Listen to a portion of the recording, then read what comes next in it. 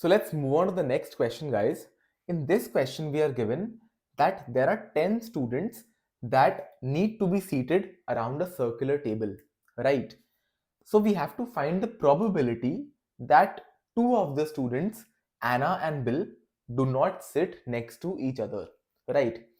So I hope you know this, that for example, when there are n number of things which are to be arranged in a circular table, right, or in a circle maybe. So for example, if there are n things which needs to be arranged in a circular form, then the total number of ways of doing that is n minus 1 factorial. I hope this should be pretty basic, but if you don't know this, I think you should memorize this, right? So if there are n objects which need to be put in a circular, in a circular form, right, which need to be arranged in a circular form, then the total number of ways of doing that is n minus 1 factorial. Okay, so I hope this should be very basic. So this is n minus 1 factorial. I will just write it over here, right? Okay, so tell me one thing. We are given that 10 students are to be seated around a circular table, right? So we need to arrange 10 students in a circular table, right? So we need to arrange 10 students in a circular table. So the total number of ways of doing that. So total ways. So total number of ways of doing that is how much? 10 minus 1 factorial, right? So that is 10 minus 1 factorial, which is equals to 9 factorial.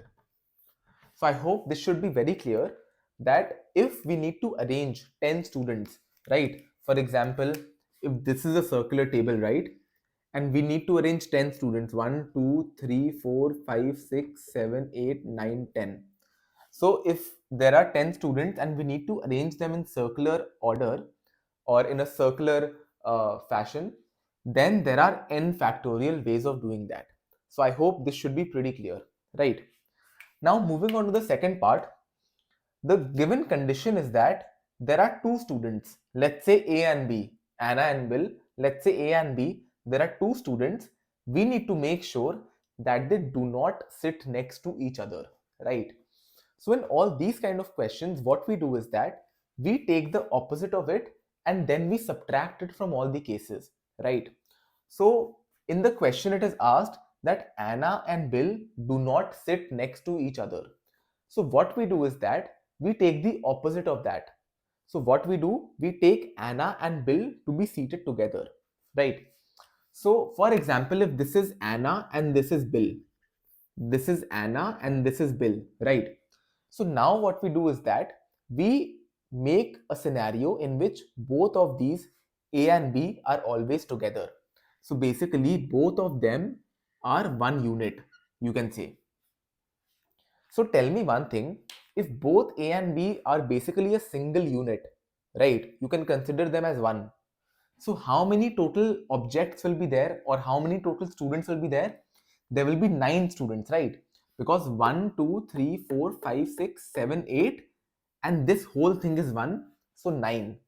So now you can imagine this question as there are total 9 students which need to be seated in a circular table, right?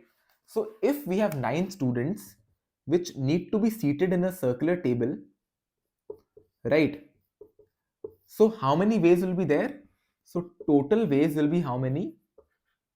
Total ways will be n minus 1 factorial, right? And what is n in this case? N is 9 because right now there are 9 units because these two are 1.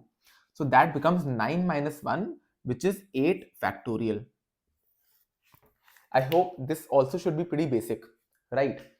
Now tell me one thing, because A and B are basically a single unit, so it can be that Anna and Bill are together, A and B are together, or it can be B and A. So there can be two possible ways, AB or BA, right? So therefore, the total number of ways become 8 factorial into 2. I hope this should be pretty clear. In a normal scenario, there are 8 factorial ways, but we can arrange A and B in two ways, right? AB or BA. That is why 8 factorial into 2, right? So basically this means that 8 factorial into 2 are the total number of ways in which Anna and Bill will always be together. That means will always be one unit, right? Now tell me one thing. Total ways were 9 factorial. If there were total 10 people, 9 factorial were the total number of ways, right?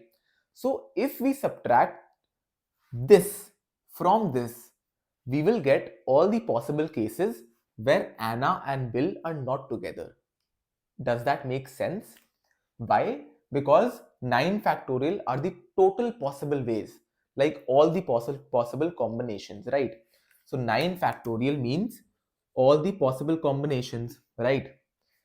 We subtract this with this. And what is this? These are the total ways where Anna and Bill are together. So out of the total thing, if we subtract the condition where Anna and Bill are together, so obviously what will we get? We will get the condition in which Anna and Bill are not together. I hope this makes sense, right? So this becomes 9 factorial minus 8 factorial into 2, right? So these are all the number of cases where Anna and Bill are not together. I will just repeat once more because these are the total cases. Any possible case there can be if 10 students are around a table, and these are the cases where Anna and Bill are together. So if we subtract, we will get the cases where Anna and Bill are not together, right? And we had to find that Anna and Bill do not sit next to each other. So this is the case we want, right?